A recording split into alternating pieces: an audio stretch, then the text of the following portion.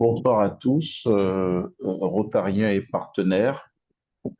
Merci à tous, à toutes et à tous de faire l'effort de se connecter pour cette rencontre très importante sur la monoparentalité, avec bien entendu l'association Mansoulé au top et les Rotariens d'Afrique francophone. Une initiative, bien sûr, avec le Rotary Club de Cotonou Locomotive Murphy comme club identifié comme lead, mais avec toute la dynamique du Rotary en Afrique francophone. Et je crois que en son temps, les personnes appropriées expliqueront pourquoi il faut partir quand même d'un cadre institutionnel bien identifié et ensuite rallier tout le monde.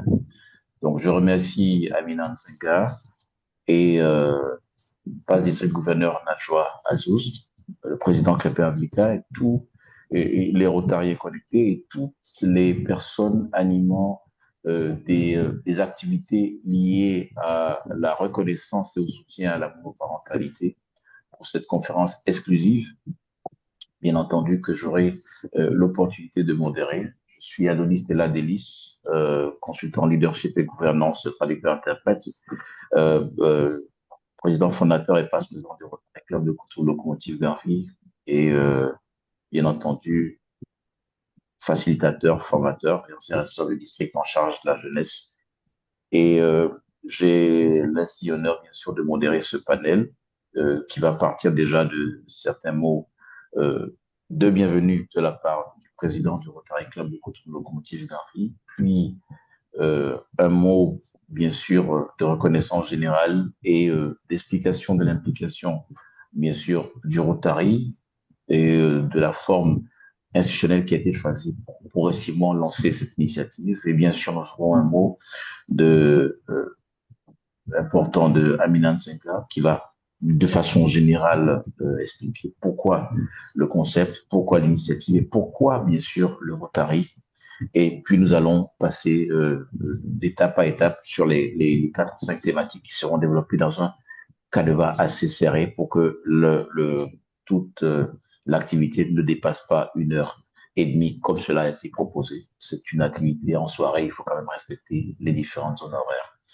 Je me fais le plaisir déjà de reconnaître quelques sommités de Rotary qui nous font l'amitié d'être parmi nous. Déjà, la passe district gouverneur Léla Roubache, du 17 2010, gouverneur 2021-2022, et qui nous fait cette grande amitié de nous soutenir dans cela.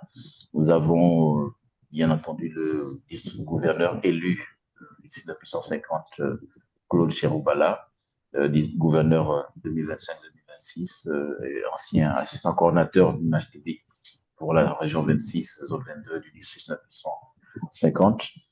Nous avons également des postes assistants gouverneurs, bien entendu, PADG Mariam Birma, donc au niveau du Nigeria. Je rappelle également du club, de Rotary Club Samara Ozaria au Nigeria, et qui est accessoirement une collègue interprète traductrice. Et nous avons bien entendu des PADG de différents pays, des passes-présidents. Et je ferai des reconnaissances en son temps, mais je tenais quand même à remercier tout un chacun pour cet effort-là, d'être présent parmi nous. Je crois que je donne la parole. C'est une question de choix. Soit je donne la parole à la grande sœur Najwa avant le jeune frère Crépin, parce que l'une expliquera pourquoi elle a choisi le leadership de l'autre pour accompagner les choses, et l'autre sera peut-être preuve d'accueil et de reconnaissance envers l'autre. Donc, je vais laisser le choix entre le président Crépin pour une ouverture rapide ou la PDG Najwa. C'est à chacun de vous d'en tirer. J'ai voulu faire ça plutôt Non, relax, non, cette non, approche-là. non, non. Donc, Adonis, j'ai bien comme compris. entendu, comme entendu, c'est plutôt au président Crépa de nous souhaiter Bien la sûr. bienvenue. C'est le Tout club à hôte, fait. donc il n'y a Bien pas de sûr. souci. Alors, président Crépé Avleka, j'ai fait tout cela pour attirer un peu plus l'attention sur toi, te donner le trac que tu n'auras jamais de toute façon. Président Crépé Avleka du Rotary Club de Cotonou Locomotive.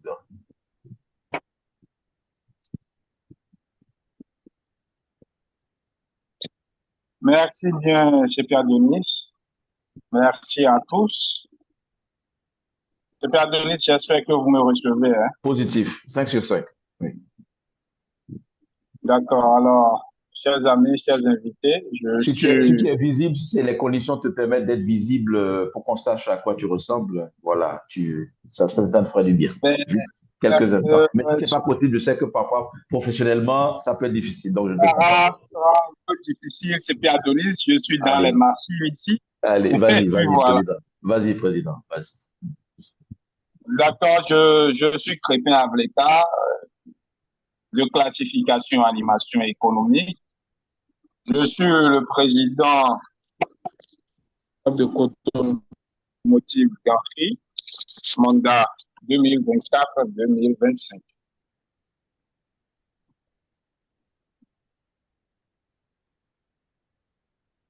Oui, président, te suis.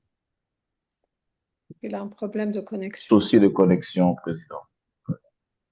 Ah, ça peut aller, C'est bon. Oui, c'est cher bon. CP. Oui, vas-y, continue. Rotariennes et Rotariens, distingués invités, chers tous, soyez les bienvenus et infiniment merci à vous d'avoir répondu à notre invitation à ce forum porté sur la monoparentalité. Votre présence constitue d'emblée à mes yeux un gage de succès pour l'initiative marquée sur la monoparentalité, qui est d'ailleurs aujourd'hui un sujet qui représente une des formes principales familiales dans nos sociétés avec l'évolution des mœurs et la multiplication des couples qui se séparent. Et surtout, votre présence démontre combien ce forum, notre forum d'échange et de réflexion, est un volet majeur pour l'avenir des générations futures et de l'équilibre social. Une telle ambition implique notamment l'engagement de tous, en particulier de ce très large aéropage d'acteurs de la société dont vous êtes, dans votre diversité. Voilà pourquoi nous, Rotariens, étant acteurs de développement durable, nous avons trouvé naturel et juste de nous impliquer. Permettez-moi, avant de continuer, d'exprimer ma profonde gratitude envers tout le réseau Solo et Autop, et spécialement à notre très chère Amina Tsinga, présidente fondatrice association Maman Solo et Pop, ASBL, et initiatrice de la journée mondiale du parent solo. Je voudrais également exprimer ma reconnaissance particulière à tous mes amis membres du Rotary Club de Cotonou Locomotive Gantry, à la ex-district gouverneur Najwa Azou et au chapter président du Rotary Club de Cotonou Locomotive de la Délice pour leur soutien continu à ce projet. Au cours de nos échanges, j'ai eu à l'avance l'occasion de renforcer nos connaissances et ce faisant à travers le dialogue et les débats que nous aurons ensemble. Nous contribuerons ainsi aux valeurs de leadership, équité, résilience et à travers l'expérience monoparentale. Chers amis, invités, tout protocole observé, merci pour votre aimable attention. Je vous remercie. Merci, cher président Pépin Avleka. Je passe directement la parole à la passe de ses gouverneurs Nadjo Azous du district 9010, membre de l'équipe régionale de la région 26, qui vraiment est la rotarienne qui a bien sûr décidé de proposer à ce que d'autres rotariens d'Afrique francophone puissent s'intéresser à cette préoccupation, qui nous parlera bien sûr de sa perspective et du cadre dans lequel elle souhaite que le Rotary s'implique et bien sûr les raisons du choix même du club lead. Et ensuite, nous passerons la parole à l'ami Amina Nzeka. Donc, nous passons la parole à la base ici, gouverneur Nadjo Azous. Merci. Merci, mon cher petit frère, comme j'aime à t'appeler, Adonis. Merci à vous tous et toutes d'être là. Au fait, c'est une initiative qui est née de ma rencontre avec Amina il y a déjà 2 ans à Dakar. Et on avait déjà parlé à ce moment-là de ce qu'elle était en train de faire et j'ai beaucoup apprécié son implication auprès de ces jeunes femmes à qui elle donnait une formation pour qu'elles soient le plus indépendantes possible. Et bon, j'avais pas tellement creusé à ce moment-là parce qu'on était trop prise par l'événement qu'on était en train, voilà, auquel on assistait. Mais seulement sa question a été pourquoi le Rotary ne s'impliquerait pas plus avec nous dans cette aventure quelque part. Et j'ai tout de suite adhéré à son idée, j'ai beaucoup apprécié d'ailleurs.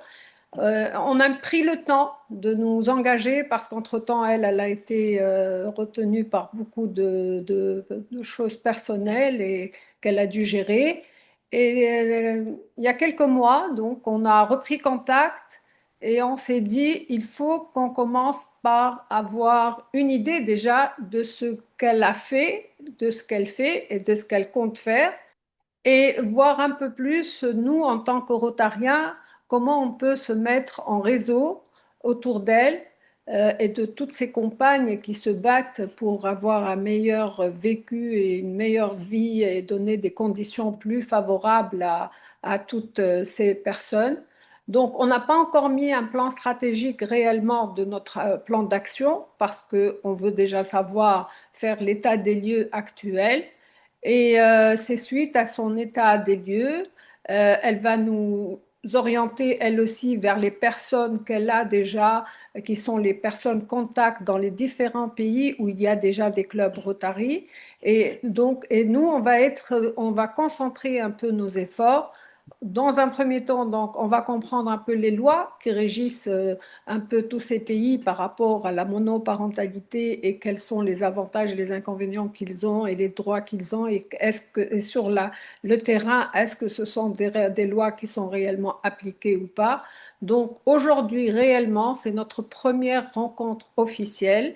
Donc nous, en tant que Rotariens, on va être plus observateurs, plus à l'écoute d'Amina et de ces personnes leaders qu'elle a ramenées avec elle pour qu'ils nous mettent un peu au courant de ce qui se passe et de ce qu'il en est. Je ne peux pas vous dire que je suis très, très, très au courant des avancées des choses, mais je sais que nous sommes pleins de bonne volonté pour faire le maximum pour qu'on donne une meilleure vie, si l'on peut, un meilleur environnement, surtout pour ces jeunes femmes et ces jeunes hommes, parfois aussi, même s'ils sont rares, ils sont là, pour que ce soit mieux. Donc voilà, je ne vais pas plus m'attarder, je vais juste vous remercier encore une fois d'être là. Et Amina, tu sais que je suis là et je ferai tout pour t'aider parce que je sais que tu es une battante et tu as fait de très belles choses jusque-là. Merci, voilà. Merci, Pazessé, gouverneur Najwa Azouz. Merci encore. Euh, je voulais aussi que tu puisses préciser, sur d'un point de vue, comme je dis, institutionnel, comment tu as décidé qu'on puisse commencer par un club lead pour pouvoir créer un ralliement, dans le Exact. respect des principes rotariens. C'est important. Il faut Exactement. que tu le rappelles. Ouais, tout à fait. Au fait, parce que vous savez très bien qu'au Rotary, il y a toujours un district, il y a un gouverneur, il y a un club, il y a des présidents. Moi, en tant que même étant PDG et dirigeante régionale, je ne peux pas gérer une action à l'échelle rotarienne si elle n'est pas dirigée par au moins un club. Et donc, comme avec Adonis, donc on s'est entendu pour qu'il n'y ait pas de problème entre gouverneur et passe-gouverneur. Claude, tu es là, donc tu démarres le 1er juillet. Donc, on a préféré que ce soit le club donc, de Cotonou Locomotive, qui va donc diriger ce réseau, disons. Et c'est autour de lui qu'on va vraiment être présent. Et le plan d'action se fera suite à ce qu'il sera décidé par le club. OK?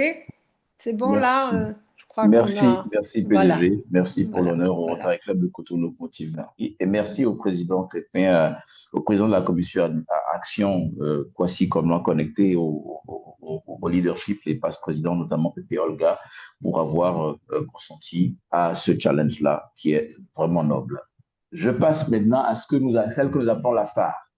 La star, je vais faire une petite confidence. Le président Crépin était vraiment coincé durant le week-end parce qu'il préparait une assemblée de club bilan qu'on avait et il s'est fait que je suis responsable d'image publique, mais il est mon plus grand soutien en matière d'image publique au club parce qu'il travaille techniquement sur beaucoup d'affiches et tout. Et je lui ai dit, ne m'oublie pas, je sais que tu as ton bilan à présenter et tout ça là. Il m'a dit, président, il y a trop d'énergie positive sur cette dame-là. Je vois les photos et tout. Il faut que je vois quelque chose faire une bonne affiche parce que cette personne, Amina, tu sens elle en donne beaucoup. Donc, il faut vraiment on la mette en valeur et qu'on fasse une affiche que tout le monde apprécie, mais surtout elle. Ça, c'est la confidence. Je ne trahis aucun secret de la part du président Crépin. Voilà. Donc, Ça ne m'étonne pas. et je peux aller même plus loin. Tu Tu dis, as tu vendu la dis, mèche, tu as vendu, tu as vendu oui. la mèche, c'est pour Adonis. Donc, c'est une mèche Quand amicale. C'est une mèche quand j'ai amicale qui est dit vendue. la star, je savais de quoi je parlais, hein. Voilà, bien sûr, tu vois. Donc, Il y a la petite souris qui est venue m'en parler là. alors, donc, Amina Zega, bien sûr, qui est, je vais dire, une des principales personnes qui font que nous sommes là, si on peut le dire. Donc, elle est fondatrice de l'association, donc, vraiment solo au top, et initiatrice de la journée mondiale du parent solo.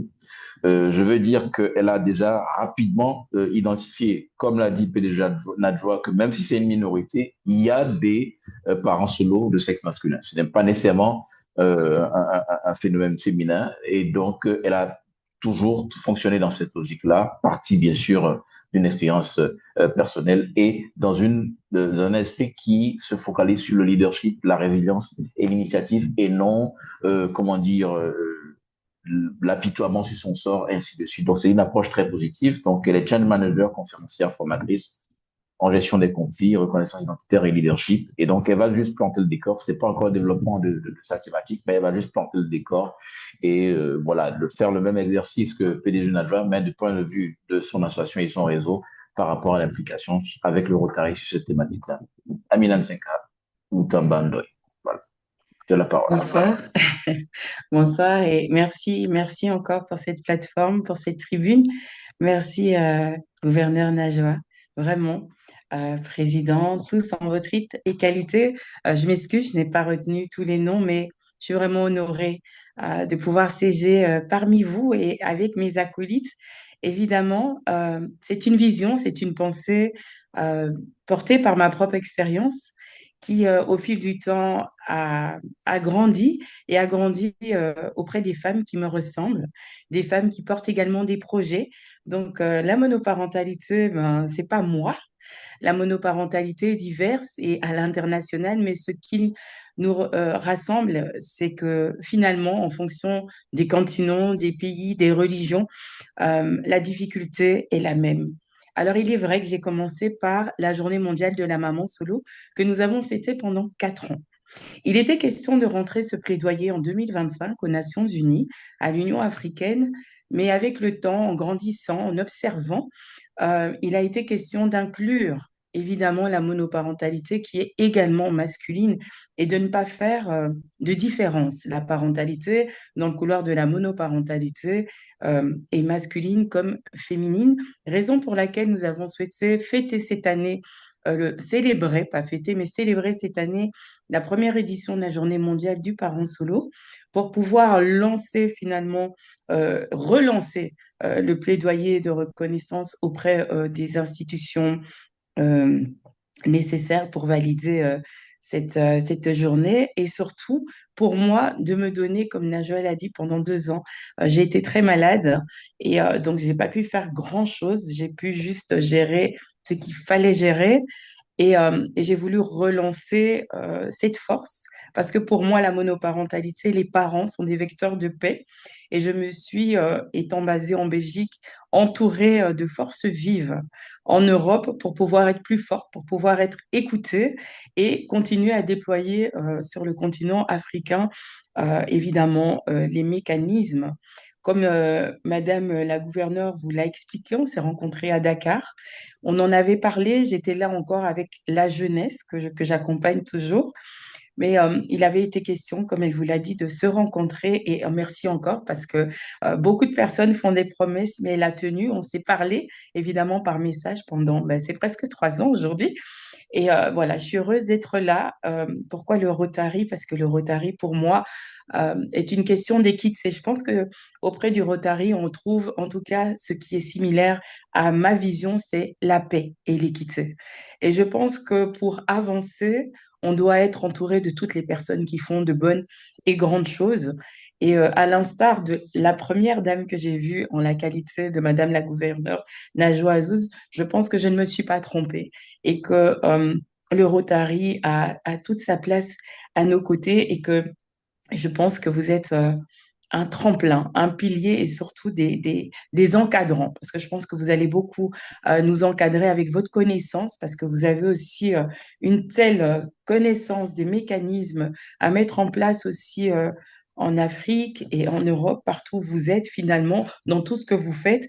Et encore une fois, je le répète, l'équité et la paix est ce qui nous ressemble. La monoparentalité, comme Monsieur le Président l'a dit, c'est issu évidemment des séparations des parents, mais pas que.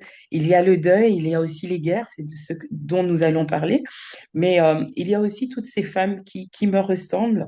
Je n'ai pas le monopole, et je le répète encore une fois, de la monoparentalité, mais j'ai aujourd'hui l'honneur d'avoir mes responsables pays et une partenaire vraiment de très chère, une partenaire qui en veut, qui répond au nom de l'association Mapa Solo, qui est basée aussi en Belgique, qui est d'origine marocaine. Alors, en termes de représentation, j'ai Madame Massélé Amoussa, qui est notre représentante en Suisse. J'ai Madame Chibinda Frédéric, qui est notre représentante également à Dakar. J'ai Madame Fatima, pardon Fatima pour le nom de famille, je ne l'ai pas en tête. Il est un peu compliqué pour moi, mais qui est notre représentante au Burkina Faso. Et donc, c'est elles qui sont là aujourd'hui parce qu'évidemment, on a changé la date plusieurs fois et donc tout le monde ne pouvait pas se remettre sur l'agenda aujourd'hui, mais j'ai quand même les plus fortes qui sont présentes. On est toutes fortes, je pense. Elles ont toutes, ben, elles sont toutes mamans solo, évidemment. Elles sont toutes porteurs de projets, pas que de la monoparentalité, de défense des femmes, ce sont des activistes, ce sont des femmes qui ont créé aussi au-delà, sont des femmes qui ont vécu la maladie et qui ont créé derrière la maladie donc encore pour vous montrer et vous prouver que la monoparentalité, comme Monsieur Adonis l'a dit, c'est pas la plainte. Ce que nous demandons, ce n'est pas des plaintes. Ce que nous accompagnons, c'est vraiment quelque chose de structurel pour pouvoir permettre à toutes ces personnes qui rentrent dans le couloir de la monoparentalité de pouvoir se réinsérer dans la société, de ne plus être exclus comme on le fait parce qu'on va dire qu'elle est maman solo de telle ou telle chose, ça vient de telle ou telle chose, c'est une personne pas capable, c'est une personne à pas considérer. Non. Avant d'être un parent solo, on est une femme ou on est un homme. Et cette personne doit être équilibrée, sa santé mentale, le fait que ce soit un vecteur de paix pour ses enfants. Et donc, cette personne doit être accompagnée pour pouvoir exploser, impacter dans tous les cadres de sa vie. Donc, autour de moi, j'ai des femmes qui viennent d'horizons différents, sur le continent africain, bien sûr, et en Europe, évidemment. Donc, je suis heureuse de pouvoir les laisser parler parce qu'effectivement, quand vous portez un projet, on vous entend parler. Et c'est toujours la même personne. Et c'est toujours la même personne qui va dire ça. Évidemment, les choses ont évolué. On est passé de la journée mondiale de la maman à la journée mondiale du parent solo. On a institué aussi le sommet de la maman solo qui se fera à Dakar en novembre. On a des ambassadrices. On se prépare aussi pour un colloque à Strasbourg parce qu'on va aller aussi au Parlement européen. Donc, on continue à avancer petit à petit pour pouvoir arriver à rentrer ce plaidoyer où on convie de pouvoir nous accompagner à l'écrire, à aller frapper aux portes nécessaires pour pouvoir être entendu, à nous faire participer au sein aussi de vos clubs pour pouvoir parler de cette situation qui est une situation de tous les temps, parce que évidemment, il y aura toujours des hommes ou des femmes qui partiront en conflit de guerre, malheureusement. Il y aura toujours des personnes qui partiront par le deuil, par la maladie, et il y aura toujours des séparations. Donc, cela fera qu'il y aura toujours la monoparentalité. Mais ce n'est pas, la monoparentalité n'est pas une erreur, c'est un fait de société et on doit le traiter de cette façon. Nous sollicitons euh, toutes personnes pouvant avoir ce poids de pouvoir instituer un statut du parent solo pour que ça puisse être reconnu à l'international de façon mondiale, en Europe comme en Afrique, pour que ce parent puisse être protégé. Protéger le parent pour qu'il puisse protéger et faire grandir ses enfants. Parce que finalement, quand on parle de parents ici, il est question surtout des enfants. Nous protégeons et nous amenons à faire grandir la génération future. Alors, si on continue à être écrasé, si on continue à ne pas être considéré, comment voulez-vous que le monde de demain soit un monde équilibré? Nous sommes tous dans des pays où la guerre passe, est passée, ou arrivera malheureusement, et nous devrons continuer à faire grandir les citoyens de demain. Donc, je vais m'arrêter là, mais en tout cas, je vous remercie. C'est un honneur pour moi. Je pense que vous le sentez un peu dans ma voix.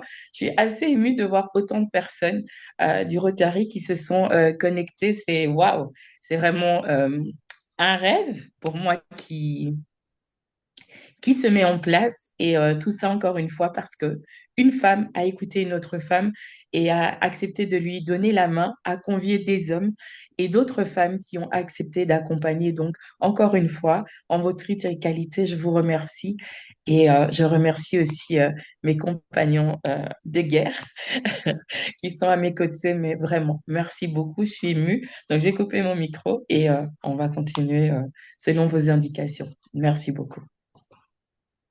Merci beaucoup, bien entendu, Amina, pour avoir rappelé tous ces éléments cardinaux de l'initiative et bien sûr de la volonté positive d'agir et de positiver ce fait de société pour ne pas en faire une plaie ou un élément de stigmatisation, mais plutôt une force de résilience et d'initiative avec bien sûr les différentes personnes qui s'associent à toi, à nous tous pour pouvoir agir dans ce sens. Je rappelle bien entendu que le titre général de cette conférence est l'art d'être fort dans le couloir de la monoparentalité, avec un focus sur le leadership, l'équité, la résilience et la paix à travers l'expérience monoparentale. Il faut souligner exactement que l'axe stratégique majeur du Rotary, notamment la paix, la construction de la paix, la prévention des conflits, est bien entendu identifié comme principale cause prioritaire, donc désormais, qui justifie l'implication du Rotary, parce que cela nous explique, comme le président Crépin l'a dit, et bien sûr la page du gouverneur Najwa l'a dit, donc les deux l'ont souligné, des familles bien accompagnées, des familles bien orientées, qu'elles soient monoparentales ou pas, sont un gage de paix, de stabilité dans la société. Et donc, il y a un lien très étroit entre des familles soutenues, accompagnées, et bien sûr un impact durable au niveau du Rotary et de la société de façon générale, d'où bien sûr la responsabilité du Rotary d'accompagner une telle initiative. Donc, nous aurons 5 thématiques en tout. Équité parentale, donc revalorisation des rôles des mères et des pères dans la monoparentalité, avec la lutte contre les stéréotypes de genre, l'importance donc d'un accès au droit, à la reconnaissance publique. Donc, ce sera un focus de Fatmata Bansé, qui est bien sûr chargée de programme au secteur dans les ONG Burkina, qui est militante pour la défense des défenseurs des droits humains et présidente de l'association Autre Chance et pour la vie après le deuil du Burkina Faso.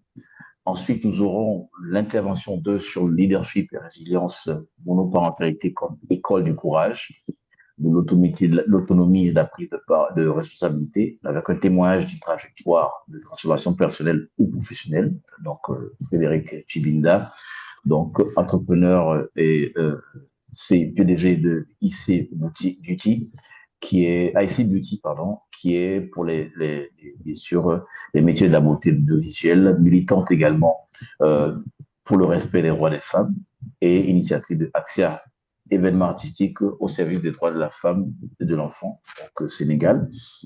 Ensuite, nous aurons la thématique 3 sur l'équité sociale et accès aux droits. Donc, difficultés rencontrées dans l'accès au logement, à la santé, à l'emploi, à l'éducation. Et nous aurons bien entendu des cas concrets en milieu urbain, rural, migratoire ou en situation de crise, des politiques, propositions de politique sociale,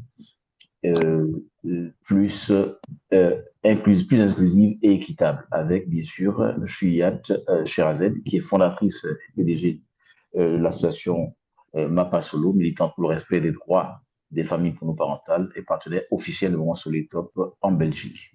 Nous aurons la monoparentalité et la paix, le rôle des familles monoparentales dans la stabilité des communautés et en situation de conflit ou de post-crise avec des éléments de reconstruction, le programme de reconstruction humanitaire. Donc, avec en point d'orgue la reconnaissance, l'appel à la reconnaissance par les Nations Unies et les instances internationales de cette thématique, cette question, bien sûr, pas une autre que Amina Zegalotumba Ndoye, que nous avons tout à l'heure reçue comme étant principale promotrice de cette initiative et de partenariat qui a identifié le Rotary comme cœur de l'action.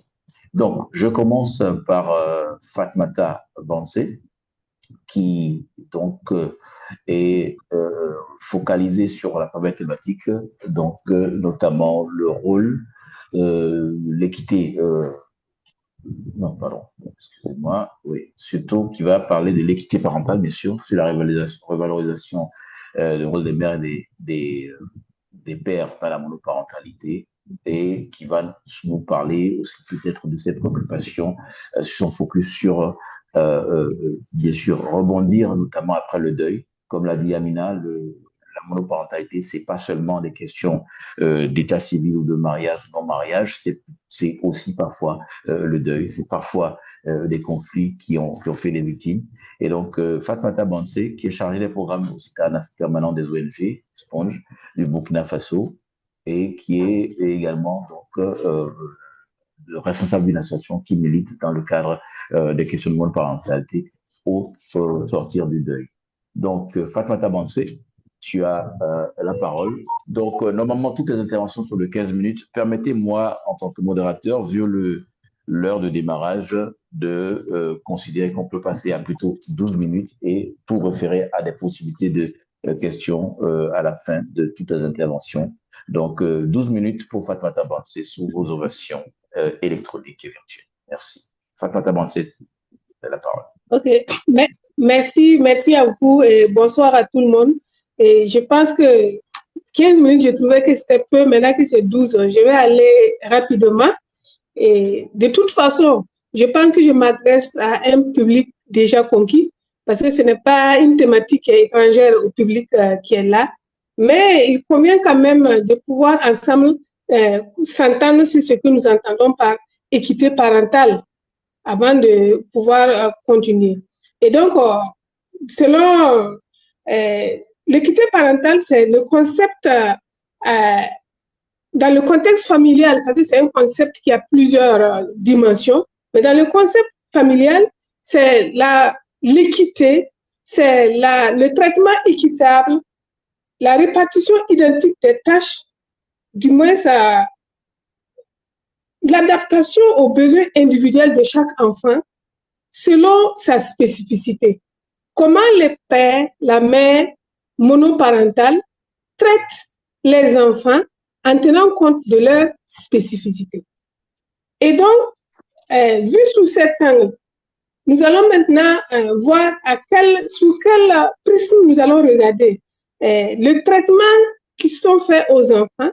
Et cela est différent que nous nous situions au niveau de l'Europe ou de l'Afrique, que nous soyons dans X ou Y religion, et encore quand on va d'une ethnie à une autre.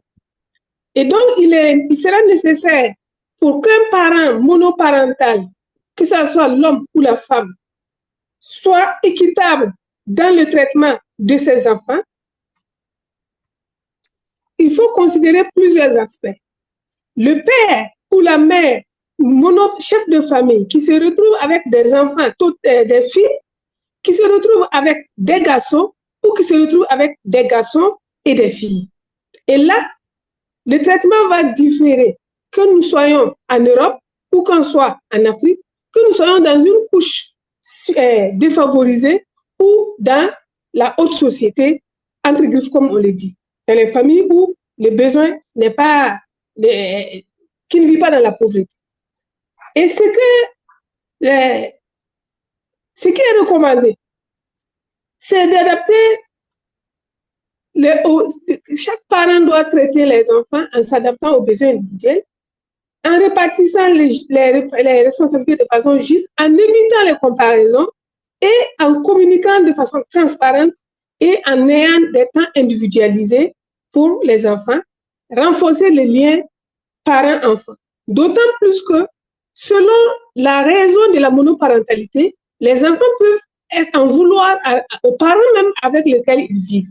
Si c'est un cas de divorce, les enfants qui vivent avec l'un des parents peuvent lui en vouloir de les avoir séparés avec l'autre parent, vice-versa. Mais si c'est un cas de deuil, le problème se pose autrement. Et si c'est un cas aussi de mère qui a décidé d'assumer et de vivre son célibat, le problème se trouve est moins accentué que lorsque c'est un cas de divorce, parce que en ce moment, les enfants peuvent en vouloir aux parents avec lesquels ils vivent parce qu'ils éprouvent ce besoin d'être avec l'autre qu'ils idéalisent, entre guillemets, parce qu'ils ne le voient pas tous les jours. Donc, il appartiendra maintenant à ce parent, homme ou femme, qui vit avec ses enfants, dont l'autre parent n'est pas là, en fonction de la raison de l'absence, de pouvoir s'adapter. Moi, je suis dans le cas où c'est après un deuil, ça fait presque 10 ans, et je me retrouvais avec un enfant de 4 ans qui idéalisait à l'extrême son père. Et donc, il faut tenir compte de ça dans le traitement. C'est une fille, et chez nous, généralement, je ne sais pas comment ça se fait dans les autres pays du monde, mais chez nous, en tout cas en Afrique, la fille, elle est parfois plus attachée au papa qu'à la maman. Et encore, quand on se retrouve dans une famille où c'est un enfant unique, le lien fusionnel peut être très fort avec le papa et l'absence peut amener l'enfant en idéalisant celui qui est parti, à en demander trop à l'autre. Et ça nous conduit automatiquement à la mère maintenant hyper sollicitée, qui est obligée de jouer le rôle de père et de mère et qui doit en même temps pourvoir sur le plan financier aux besoins de la famille et le poids pèse doublement sur elle. Et là, il y a une étude qui a été faite au niveau du Burkina où on a trouvé que les femmes de 15 à 45 ans, du moins à 49 ans, le taux de monoparentalité, la prévalence est très élevée au niveau des femmes de 15 à 49 ans. Et l'étude a été menée pour le Burkina, le Bénin et le Togo. Et elle est en croissance. La courbe est croissante, mais la même étude montre qu'au Togo et au Bénin, le risque d'être en monoparentalité est plus grand pour les femmes en union polygame, comparativement aux femmes en union monogame. Et donc, ce qu'il faut retenir dans cette situation d'équité parentale, c'est de prendre l'enfant et le parent monoparental dans toute sa dimension, dans sa spécificité, d'abord sur l'angle de la cause de la situation de monoparentalité, sur la situation sociale et en même temps, parfois sur l'âge. Parce que pour les cas de veuvage ou de divorce, lorsque la femme est d'un certain âge, généralement, elle décide d'ailleurs de ne pas se remarier. Et là, ça pose moins de problèmes. Mais lorsque la femme n'a pas à un âge où elle a envie encore de se donner une autre chance de vivre, parfois les conflits commencent avec les enfants et ce qui peut amener ce parent-là à avoir un traitement inéquitable par rapport au comportement justement des enfants qui naturellement ne vont pas avoir les mêmes comportements avec les éventuels conjoints de leurs parents. Donc, vu sous cet angle, les défis sont majeurs. Et au niveau du Burkina Faso, comme dans beaucoup de pays d'Afrique, les défis à relever, c'est de prendre en compte le fait que la situation de guerre, de terrorisme que nous vivons, va entraîner beaucoup de cas de familles monoparentales, surtout des familles féminines, monoparentales au niveau des femmes, mais non choisies. Non choisies parce qu'actuellement, nous savons qu'il y a une évolution des mentalités en Afrique qui font que les femmes assument de plus en plus leur célibat. Et là, c'est mieux géré, c'est bien géré d'ailleurs, par rapport à une femme qui n'a pas demandé à vivre seule, et qui se retrouve par la force des choses parce qu'il y a une situation d'insécurité dans son pays, parce que tous les jours que Dieu fait des soldats tombent, et en très grande majorité, c'est des hommes et c'est des jeunes hommes, si je peux le dire ainsi, et donc avec des jeunes veuves, parfois avec des grossesses qui accoucheront après le décès de ce monsieur. Et donc, pour dire que voilà des femmes qui n'auront pas choisi, et même si elles vont se remarier, il y a une période transitoire à traverser qui n'est pas évident à gérer, tant avec les enfants que même avec la famille du mari. Dans les systèmes où souvent il y a les histoires de lévira, il y a tellement de dimensions qui font que être seul, ce n'est pas évident. Maintenant, juste des anecdotes souvent, je prends mon cas parce qu'il y a tellement d'exemples, mais c'est les mêmes cas que toutes les autres femmes vivent qui sont dans ma situation, où on dit, mais tu ne vas pas quand même rester seule là. Ça fait quand même un bout de temps que le monsieur il est parti, tu ne vas pas rester seule là. Et ces questions parfois, ça vient, ça te brise dans tes fondements parce que tu as pris une option d'avancer, d'aller de l'avant et tu y vas franchement et à un certain moment, que ce soit dans la famille proche et même au bureau, partout, on te lance ça comme pour te dire, ce n'est pas bien pour une femme d'être seule. Et là, il faut avoir une certaine force de caractère.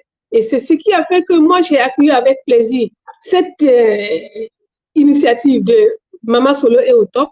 Quand j'ai été contactée, j'ai trouvé que c'était vraiment...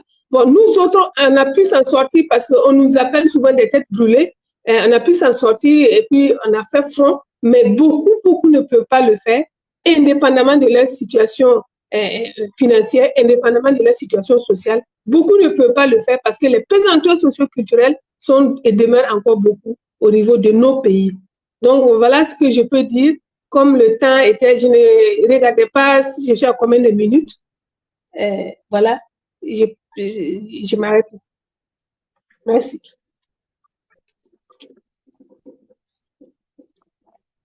J'ai toujours du temps? Merci d'avoir respecté le temps, c'est resserré et donc on doit passer à la seconde thématique. Merci d'avoir fait cet effort, le temps que j'ai en plus, au-delà d'être serré, que j'ai resserré encore. Merci de l'accompagnement sur le plan, bien sûr, du temps, parce que vous savez, il y a déjà des pays où on approche 22 heures, donc c'est très important de pouvoir s'assurer qu'on donne envie aux participants de revenir en respectant le timing. C'est toujours ça le défi. Et donc, nous remercions Fatmata Bansé pour ce partage, aussi bien de la connaissance, de l'expérience et bien sûr du vécu, qui nous permet d'avoir un regard particulier sur cette première thématique. Je vais donc passer à la deuxième intervention, leadership et résilience, monoparentalité comme école du courage, de l'autonomie et la prise de responsabilité. Et il y aura un témoignage de trajectoire personnelle ou professionnelle en termes de transformation par Frédéric Chibinda, donc entrepreneur et PDG de IC Beauty, donc pour les métiers de la beauté et l'audiovisuel, militante pour le respect des droits des femmes et initiatrice de Axia, un événement artistique au service des droits de la femme et de l'enfant, donc au Sénégal, qui va donc être la deuxième intervenante pour cette thématique sur le leadership et la résilience. Frédéric Chibinda, à vous la parole. Bonsoir et merci pour la parole. J'espère qu'on m'entend bien et j'espère vraiment être dans les temps parce que c'est un sujet qui, au-delà d'être un vécu, c'est un sujet qui me passionne énormément. Et comme la précédente intervenante a dit, je pense qu'on connaît un peu tous ici les réalités ou en tout cas le sujet. Et donc, moi, ma thématique, c'est le leadership et la résilience. Je suis Frédéric Tibinda, je suis de nationalité congolaise et je vis et je travaille à Dakar, au Sénégal, où je suis maman de deux merveilleux enfants et aussi entrepreneur, formatrice et initiatrice de l'événement Axia, donc là, au service des droits de la femme. Et donc, en étant maman solo, j'ai pu contacter d'autres mamans solo et collaborer avec d'autres mamans et me rendre compte en fait que le leadership n'est pas une notion qu'on inculque aux femmes depuis le début. Le leadership n'est vraiment pas quelque chose qu'on nous apprend en tant que femmes, surtout dans notre contexte à nous, je parle en Afrique. Ce n'est pas forcément quelque chose auquel, en fait, on nous prépare en tant que femmes. On ne nous prépare pas forcément à influencer notre entourage, à prendre des décisions, à drainer des foules, à être dans la prise d'initiative, à prendre les devants. On nous prépare pas forcément à ça. On nous dit plutôt d'être dans l'émotionnel plutôt que dans tout ce qui est dans l'action plutôt, on nous dit plutôt d'être dans l'action que dans l'émotion. Donc, je me suis rendu compte en traversant cela moi-même que ce n'était pas des notions que j'avais reçues en fait depuis le bas âge tout simplement. Et ce sont des choses qui nous poursuivent en fait quand on se met en couple, c'est-à-dire la mauvaise compréhension déjà selon la religion, selon nos cultures, la mauvaise compréhension de la question de la soumission de la femme dans le couple fait qu'effectivement la femme est toujours en retrait. La conception de nos parents par rapport à la place de la femme dans la société fait effectivement que la femme se trouve très souvent en retrait aussi. Le patriarcat, tout cela ne vient pas aider. Donc c'est un ensemble de choses au final qui nous a définis, qui nous a moulés dans un certain calque et qui fait que tout simplement l'aptitude ou les aptitudes en fait relatives au leadership, ce ne sont pas en fait, c'est pas quelque chose d'automatique en fait chez nous les femmes. Et donc en devenant maman solo, c'est vrai que on n'a pas, c'est comme si on n'a pas de repère. On se retrouve seul. On se retrouve au final à être dans l'exécutif, alors qu'on est plus habitué à être dans l'affectif. La femme, c'est elle qui aime, c'est elle qui est douce, c'est elle qui s'occupe et tout. On se retrouve à être emmené soi-même, à devoir être visionnaire pour conduire un bateau dont on devient capitaine. Et c'est vraiment quelque chose en fait auquel on n'est pas forcément préparé. Et en devenant maman solo, on se retrouve aussi à devoir développer en fait notre confiance en nous, quelque chose qui aussi, c'est une notion qui n'était pas forcément prise au premier degré, mais là, on se rend compte qu'on a besoin justement d'avoir cette confiance en nous pour pouvoir faire face aux différents challenges. On se retrouve dans la position où on doit inspirer nos enfants, on doit être l'inspiration parce qu'on a des enfants qui nous regardent, qui n'ont que nous. D'accord? Et c'est souvent ce qu'on oublie, en fait, c'est que la maman solo, en réalité, il y a des gens qui comptent sur elle, en fait, et qui n'ont qu'elle, en réalité. Et donc, on se retrouve à ce point où on n'a pas vraiment été préparé et on doit apprendre à devenir un leader, tout simplement, dans ces conditions où émotionnellement, on n'est pas forcément stable, on n'est pas forcément au bon fixe. Et donc, on doit aussi apprendre dans le même élan à se leader soi-même.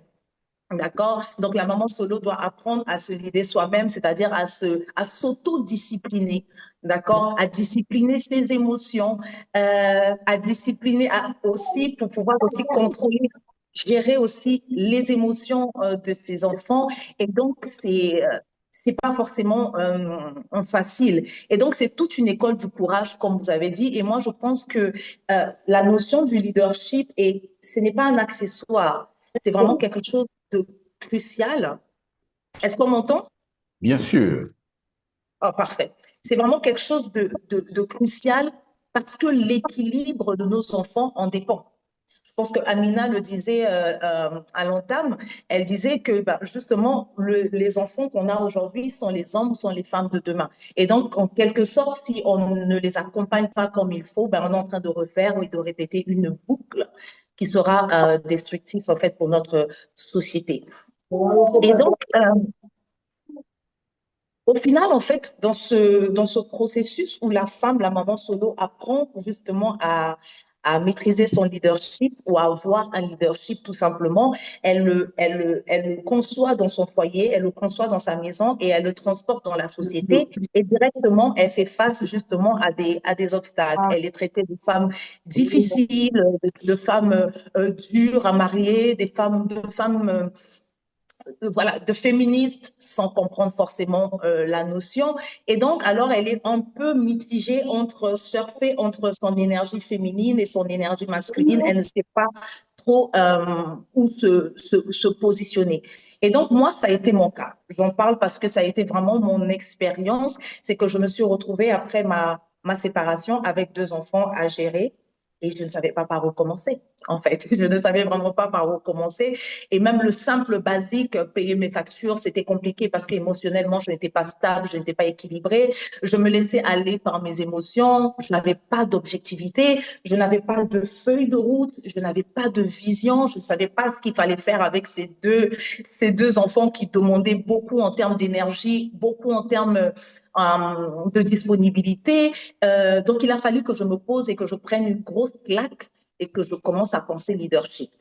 Et moi, j'aimerais parler un petit peu des obstacles en fait qu'on a au jour le jour et ce qui fait que le leadership soit véritablement important, c'est que même en tant que maman solo, moi, j'étais victime de tentatives d'arnaque et beaucoup de femmes le sont, victime aussi de la dévaluation de ce qu'on est, la difficulté à conserver un emploi. D'accord, et être efficiente à notre poste parce qu'il faut être multitâche, il faut gérer les enfants, il faut gérer le boulot. Il n'y a pas un cadre qui est installé pour que la maman solo, en fait, surtout avec des enfants en bas âge, puisse avoir tous les dispositifs qui lui permettent d'être véritablement autonome. Donc, au final, beaucoup de mamans solo sont là à jongler et certaines perdent leur boulot. La non-considération de notre potentiel parce qu'on est un échec au vu de la société, donc la stigmatisation. La non-protection, alors là, j'insiste beaucoup, la non-protection de la maman solo, même dans les institutions dites de loi. Les institutions dites de loi ne nous protègent pas assez. Et ça, il faut vraiment avoir de la résilience pour aller continuer, frapper les portes, pousser, débloquer les portes, parce que la stigmatisation, au final, se trouve aussi dans les institutions de loi. Donc, je parle des gendarmeries et autres. Et donc, tout ça, tous ces obstacles, en fait, c'est un coup sur la santé mentale de la maman solo qui lui donne envie chaque jour d'abandonner. Donc, on fait un peu le yo-yo, on est là, on fait un peu, vous voyez, on avance, on recule, on avance, on recule.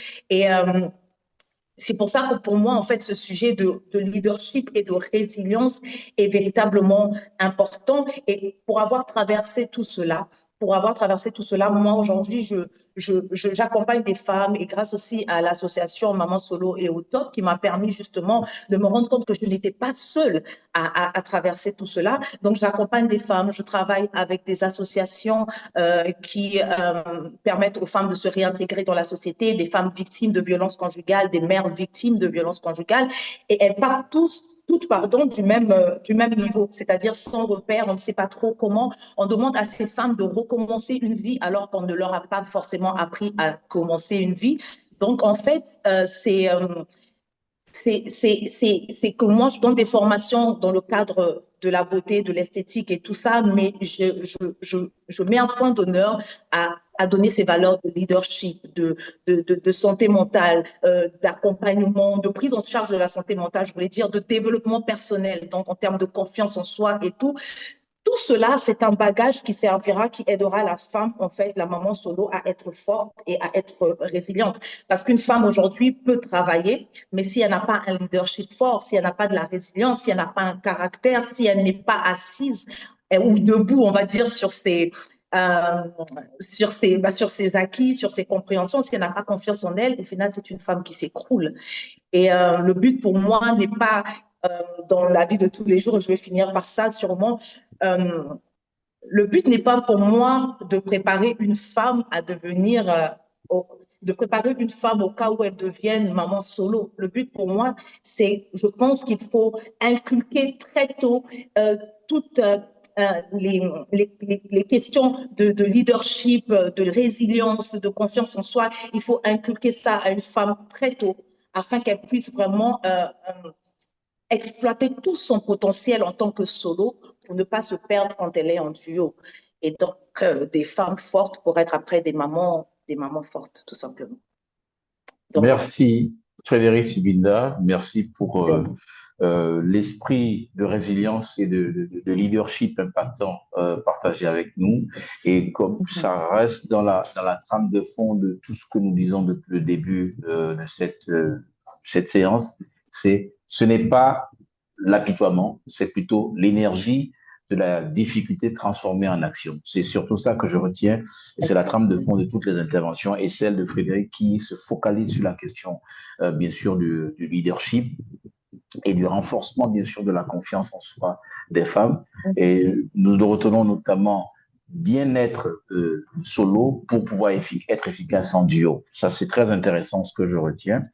Macélé, quelque chose, une préoccupation, je me permets de donner la parole parce que Macélé fait partie du réseau, donc il y a peut-être une contribution directe plutôt que d'attendre la fin. Oui, Macélé? Non, non, c'était juste une erreur de manipulation. Je suis C'est bon, désolé. ça marche, c'est parfait. Alors, c'est parfait, c'est parfait.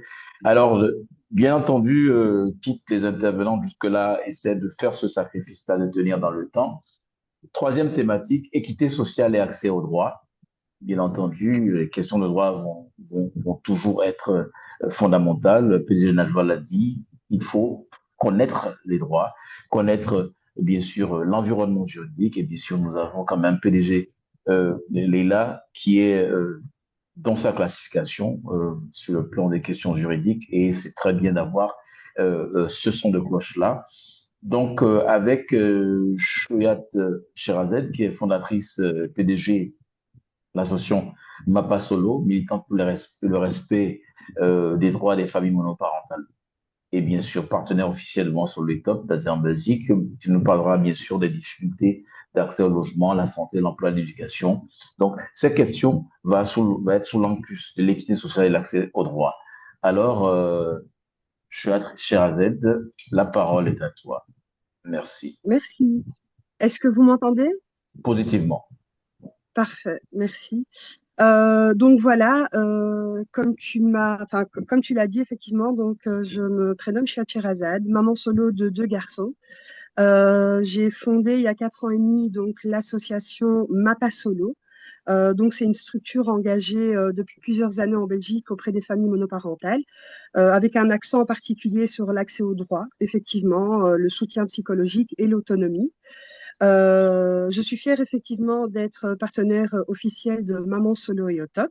Alors, juste petite rectification, Amina, tu as oublié de dire que j'étais algérienne. Donc, je suis marocaine et algérienne. J'aime bien qu'on le précise à chaque fois. Mais donc voilà, ce soir, je vais vous parler non pas seulement d'injustice sociale, mais de cécité structurelle. C'est quelque chose qui est trop souvent, enfin, par rapport aux familles monoparentales qui sont majoritairement des femmes, mais aussi des pères isolés. C'est en fait cette invisibilité en fait dans les politiques publiques, alors qu'elle est présente en réalité massive et incontournable. Alors, je vais vous donner quelques chiffres, du moins en Belgique, pour que vous situez un peu le nombre de familles monoparentales nous avons sur le territoire belge. Donc, une famille sur 4 est une famille monoparentale. Donc, c'est pour vous donner un peu la grandeur en fait des familles monoparentales sur ce territoire. Donc, c'est plus de 65 000 familles et 80 à 85% des cas, donc, ce sont des femmes qui effectivement sont à charge de ces familles. Ces familles sont surreprésentées dans la précarité, avec un taux de pauvreté avoisinant 40%. Donc, vous imaginez que 40% de ces familles vivent dans une situation de précarité qui est trop importante. Et soit le double en fait de la moyenne nationale. Donc, nous, en tant qu'acteurs de terrain, ce que nous constatons, c'est que la première problématique que rencontrent les familles monoparentales, c'est l'accès au logement. Donc, l'accès aux logements sociaux, l'accès aux logements privés sont ralentis en fait par des critères. Par exemple, pour l'exigence d'un logement, en fait, une maman solo a mais vraiment 15 fois plus de difficultés de trouver un logement qu'une famille nucléaire. Pourquoi? Parce qu'effectivement, on a eu souvent, malheureusement, cette mauvaise habitude de faire face en fait à la discrimination. Hey, hey. Qu'elle soit Allô? Non, c'est bon, vas-y, c'est bon, vas-y. Ah, pardon. Aucun Euh, souci. ok. Donc, on a eu souvent fait face en fait à de la discrimination. Donc, on a eu cette discrimination par rapport à nos origines. On a eu cette discrimination par rapport à notre religion. Maintenant, on doit rajouter une autre forme de discrimination. C'est que lorsqu'on est maman solo, on a en fait des propriétaires qui, en face de nous, nous disent clairement que effectivement, ah ben, ce sera un peu compliqué de vous louer parce que vous êtes toute seule avec les enfants. Et même si la maman travaille, on arrivera toujours en fait à lui trouver un prétexte en lui disant ah bah oui, mais si demain vous perdez votre travail, comment est-ce que vous allez faire? Chose que les papas solos n'ont pas. Donc, moi, je le vois vu que au sein de notre association, nous avons en tant que bénéficiaires des mamans et des papas. Et les papas, bizarrement, n'ont pas ce problème. Pourquoi? Parce qu'encore une fois, on donne cette image de la femme qui, quand elle se retrouve seule avec ses enfants, ben, elle est beaucoup plus vulnérable face à ce genre en fait de situation. L'accès administratif aussi est très, très, très difficile. Donc, les démarches qui doivent être faites au sein des aides sociaux, des mutuelles, c'est vraiment un parcours d'obstacles pour une mère qui est seule. Alors, imaginez une mère qui doit justement gérer et sa famille et un boulot, et qui, en plus de ça, à côté, doit courir de gauche à droite auprès de certaines administrations. Ça devient vraiment infernal. Et là, la charge mentale devient de plus en plus grave et de plus en plus importante. On en revient directement à l'isolement mental et administratif. Les familles solo doivent souvent gérer seules tous les volets de la vie au quotidien, sans relais, sans soutien et en étant invisibles dans les dispositifs de proximité. Alors à ça, si on rajoute des situations spécifiques comme la migration ou l'isolement en milieu rural, l'accès aux droits devient véritablement un parcours du combattant. Alors, on a des situations justement qui ressortent du lot. Donc, effectivement, on en a parlé. On a plusieurs types de familles monoparentales. Donc, on a la famille monoparentale qui l'est devenue parce que malheureusement, effectivement, comme on l'a précisé précédemment, il y a eu un décès. Mais il y a la famille monoparentale aussi qui a fait le choix. Moi, pour ma part, je suis maman solo de 2 enfants et j'ai fait ce choix. Je suis maman solo de 2 enfants qui n'ont pas le même père. Et malgré ça, ben, j'ai décidé de garder mes enfants et de les assumer pleinement.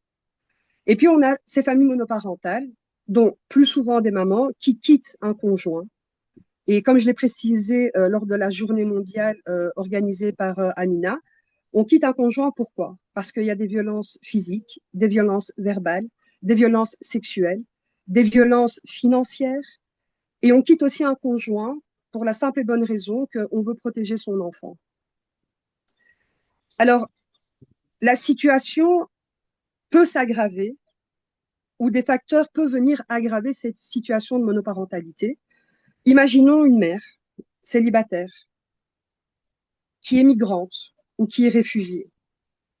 Donc, ces familles sont souvent composées de mères seules ayant fui des violences, la guerre, et elles sont en fait confrontées à ce statut migratoire et c'est lié en fait à l'absence de traducteurs, de méconnaissance des dispositifs et de manque de coordination entre les services qui provoquent des ruptures de droit. En fait, on se rend compte, et on en a déjà discuté avec Amina, c'est que la plupart des familles monoparentales ne connaissent pas leurs droits. Et donc, c'est grâce à nous, acteurs de terrain, qu'on leur dit, ben voilà, écoutez, tu as droit à ça, tu as droit à ça, tu as droit à ça. Mais il y a un non-recours au droit qui est flagrant pour la simple et bonne raison qu'on ne leur dit pas. Quand on va, par exemple, demander l'aide sociale auprès d'une assistante sociale, ben, si on tombe sur une assistante sociale qui n'a absolument pas du tout de fibre sociale, ben, elle ne va pas étaler tous les droits que cette maman solo ou ce papa solo a au sein du CPAS. Enfin, nous, ici en Belgique, on appelle ça le CPAS, c'est le Centre public d'aide sociale. Et donc, voilà. Et donc, pour peu qu'on tombe sur une assistante sociale qui ne veut pas aider à 100%, qui estime qu'effectivement, une aide peut être octroyée, mais voilà, à hauteur de 20%, ah ben voilà, elle s'arrêtera là. Et donc, cette mère migrante ou ce père migrant qui ne connaît pas ses droits en Belgique, qui ne connaît pas la législation belge, malheureusement, en fait, ne sera pas au courant de ça. Alors, on a aussi les zones rurales et urbaines défavorisées. Malheureusement, on constate, et je pense que ça, c'est dans tous les pays du monde, qu'effectivement, en fait, il y a certains quartiers où malheureusement, on entasse ces familles monoparentales. Pourquoi? Pour la simple et bonne raison que dans ce genre de quartier, le loyer n'est pas cher. Dans ce genre de quartier, on va rencontrer des personnes venant de notre pays, ayant la même religion que nous, ayant la même culture que nous. Donc, on aura l'impression en fait de mieux en fait s'intégrer sur le territoire, alors que ce n'est absolument pas du tout vrai. Ce n'est absolument pas du tout vrai parce que malheureusement, ce genre en fait de quartier en fait n'aide pas ces familles monoparentales. Et nous, on l'a remarqué au sein de notre association, pour la simple et bonne raison que l'information ne passe pas. L'information qu'ils ont besoin, l'information qu'ils ont besoin de savoir pour justement scolariser leurs enfants dans une bonne école, scolariser leurs enfants dans une école qui sera beaucoup mieux fréquentée, avec un niveau plus grand, permettre d'avoir un logement qui ne soit pas insalubre, pouvoir justement faire une formation, pouvoir travailler dans un endroit qui, comme on l'a dit, parce que bon, il y a des femmes qui sont entreprenantes et compagnie, mais quand on arrive d'un pays à un autre, on ne connaît pas tout ça, c'est l'inconnu total en fait. Et donc c'est très très compliqué pour ces mamans-là, comme ça peut l'être aussi pour ces papas-là. Et ça c'est quelque chose justement que nous, acteurs de terrain en tant qu'association, on donne comme information donc à nos bénéficiaires. Alors, il y a plusieurs choses que je pense, ainsi que Amina, parce qu'on en a déjà discuté énormément. Il y a plusieurs choses en fait qui devraient être mises en place. Il faudrait créer en fait un guichet social qui serait spécialisé pour les parents solo. Et ce guichet social, bien évidemment, il faudrait qu'il soit en collaboration justement avec les associations de terrain. Ce seraient des guichets qui seraient multiservices et qui donneraient justement des informations sur le logement, sur les aides sociales, sur l'emploi et sur la santé. Nous, au sein de notre association, comme Amina, on a des horaires en fait qui sont élargis pour justement les parents solos qui travaillent. Donc, on fait souvent des permanences en soirée ou le week-end. Et je pense en fait qu'il serait bon qu'effectivement les politiques puissent réfléchir à la création de ce guichet social et surtout à un statut qui serait justement le statut des parents solos. Alors, il faudrait réviser aussi certains critères d'attribution pour les aides sociales. Les dispositifs doivent intégrer la charge mentale réelle, l'instabilité professionnelle et les réalités du quotidien du parent solo. L'aide doit être proactive et pas punitive. Malheureusement, nous, actuellement en Belgique, on le voit, ça fait 1 an qu'on n'a pas de gouvernement ici en région de Bruxelles-Capitale. Et on voit que malheureusement, tout ce qui est mis en place pour les 5 prochaines années, c'est plus en fait une punition pour les mamans solo qui, eux, les parents solo plutôt, les mamans et papas solo, qui, eux, malheureusement, souffriront de cette nouvelle législation. La politique publique ciblée, donc il faut des quotas de logements sociaux pour les familles monoparentales. Ça, c'est très important. Il faut qu'une bourse scolaire automatique dès le seuil de précarité atteint soit délivrée donc aux enfants issus de ces familles monoparentales. Et il faudrait généraliser le tarif social, effectivement, d'une manière élargie pour les services de garde, de transport et de culture. Alors, on est confronté aussi à un problème ici, c'est quoi? Il C'est faudra la résumer parce que digitalisation. le temps n'est pas notre meilleur allié. Il faudra résumer parce J'ai qu'il y a parlé beaucoup de... déjà presque 12 minutes. Oh my God, Ah oui, ça va vite. Ça va vite. Je te ça va promets. très Ça vite. va Je suis très vite. désolée. Ouais. Merci. Donc, je termine juste avec le dernier point. Donc, la digitalisation est responsable beaucoup de manquements au sein des familles monoparentales parce qu'effectivement, ici et comme d'autres pays du monde, on digitalise tout Et c'est vrai que c'est très, très compliqué pour les mères ou les pères qui ne sont pas habitués à utiliser un ordinateur ou autre pour effectuer des virements, envoyer des courriers, introduire des demandes et consorts. Donc, pour conclusion, l'équité sociale, ce n'est pas traiter tout le monde pareil, c'est offrir à chacun ce dont il a besoin pour vivre dignement. Aujourd'hui, j'estime que les familles monoparentales sont au front, elles tiennent seules, ce que l'État peine parfois à garantir. Il est temps de reconnaître le rôle de leurs forces, mais aussi les barrières qu'on continue à leur imposer. Chez nous, en tout cas, on dit, il ne suffit plus d'informer, il faut transformer. Et je pense sincèrement qu'avec les collaborations que l'on a entre associations, entre tissus associatifs, pour aider justement les familles monoparentales, on pourra y arriver. Je vous remercie de m'avoir écouté. Merci beaucoup, Chouette, pour cette intervention et bien sûr pour avoir mis en lumière, bien entendu, ces aspects particuliers de la question des droits sociaux et de ce qu'il faut lutter contre, qu'on va dire, ce qu'on appelle le fait d'invisibiliser certaines couches sociales en ne leur permettant pas d'être prises en compte dans les réalités de la vie quotidienne, des besoins administratifs, sociaux, juridiques. Merci encore pour cela. Nous avons la dernière intervention doit être celle de Amina. C'est normal, last, the best for last. Mais nous avons parmi nous une Rotarienne, bien sûr, qui dirige une association qui est vraiment dans la communauté, dont Samia Malki, qui est une association internationale sur les femmes violentées. Je crois bien qu'elle est d'un club de Tunis, si je ne me trompe. Et donc, Samia est là, c'est bien ça, Samia? Allô? Samia Malki est là? Du Rotary Club oui, de Tunis. Samia est là, normalement. Oui, je suis là, je viens Oui, de Samia faire. Malki, du Rotary Je Club suis de là. Tunis, Elle est là, Denis. de Carthage. Oui. Donc